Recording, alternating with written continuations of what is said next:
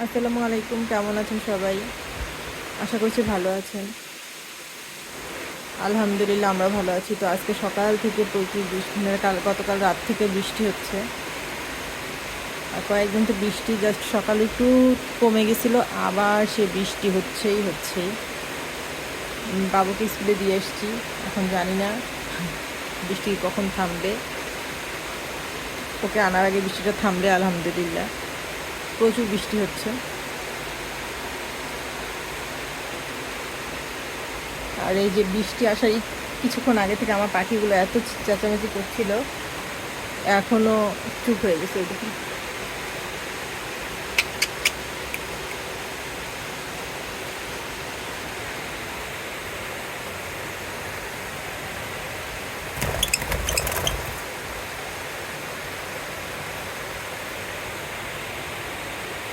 ওদের কাছে ক্যামেরা নিলে ওরা ভীষণ ভয় পায়। এই যে একটা চুপচাপ বসে আছে, ক্যামেরা যেই দেখবে অমনি ভয় পেয়ে যাবে। আর আমার দেখেন তুলসী গাছ আমি দিয়েছিলাম এখানে, আমার তুলসী গাছের 12টা। আমি জানি না কেন এমন হলো, এত সুন্দর হয়, পাতা হয়, সব কিছু হয়, আবার নাই। কি যে হয় গাছটাতে, গাছটা আমার হতেই পারছে না। আমার গাছগুলোর অবস্থা একদমই খারাপ, একদমই। কারণ এখন গাছের কেয়ার করার মতন সময় আমার একদম নেই। এই গাছটা আমার খুব সুন্দর ঝোপালো হয়ে গেছে। ভাবি আমাকে জাস্ট কয়েকটা ডাল দিয়েছিল, এরকম কয়েকটা ডাল শুধু দিয়েছিল, অল্প কয়েকটা। সেগুলো দিয়ে দেখেন একদম ভর্তি হয়ে গেছে আমার গাছটা।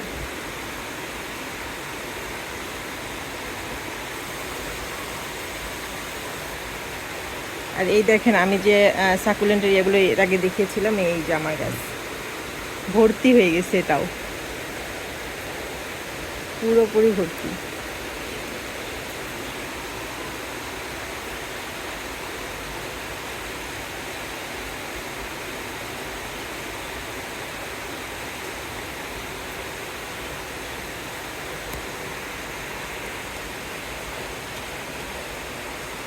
আর এই দেখেন এটা হচ্ছে আমার বোম্বাই মরিচের গাছ, আমার বাসা থেকে, আমার বাবার বাসা থেকে আর কি দিয়েছে। আমি এর আগেও বলেছিলাম, ওটাতে না ফুলও এসেছিল। এই যে ভিতরে দেখবেন ফুল, এই যে ভিতরে ফুল ফুল হচ্ছে, মানে ফুল হচ্ছে, জানি না ওগুলো মরিচ হবে কিনা, কিন্তু ফুল এসে গেছে। এতটুকু একটা গাছে ফুল এসে গেছে।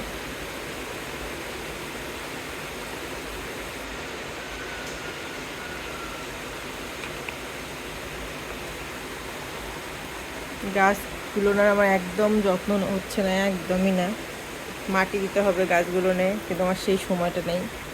আর এটা আমি ক্যাপসিকামের বিচি ফেলেছিলাম, তো সেখান থেকে আমার ক্যাপসিকামের এই যে গাছগুলো হয়েছে।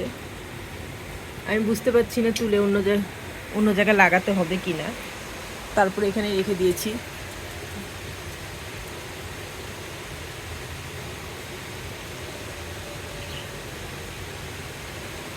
আর রঙ্গন গাছের কোনো ফুল নাই, শুধু ডাল আছে।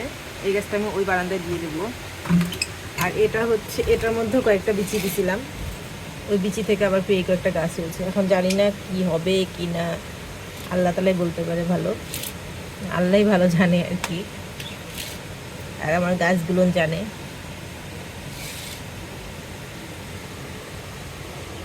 আর সবচেয়ে বড় প্রবলেম হচ্ছে আমাদের এই বাসাটাতে যে বাড়িওয়ালার গাছের থেকে প্রচুর আচা পোকা হয়ে গেছে। আর আচা পোকাগুলো না আমাদের এই মানে বেলকুনি দিয়ে দিয়ে আসে, এসে এসে দেখা যায় রুমের ভিতরে যায়, আবার হচ্ছে মানে পুরোটাই আর কি আচা পোকা দিয়ে ভর্তি হয়ে যায়। এখন আচা পোকা আমার গাছগুলো নষ্ট করছে নাকি আল্লাহ জানে।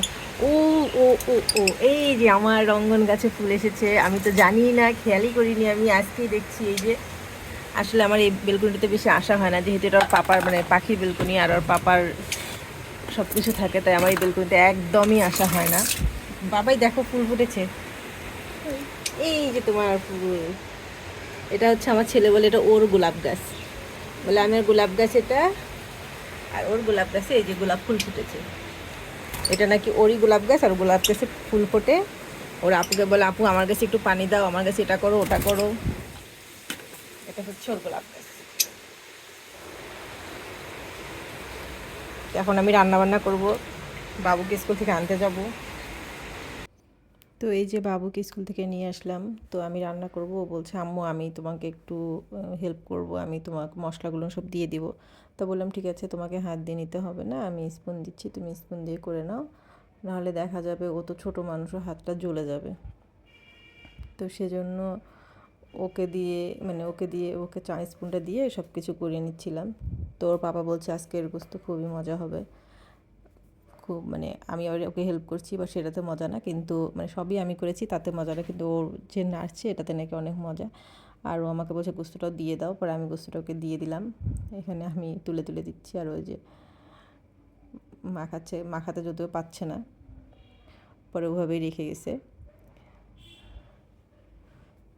আর ও যখন যেহেতু ছোটো মানুষ কোনো কিছু চাইলে আমি দেই, বলি যে করো না, তারপরও বলে আরেক মানে 2-1 বার বললে আমি ওকে করতে দিই, বলে আচ্ছা করো, ছোটো মানুষ শিখবে।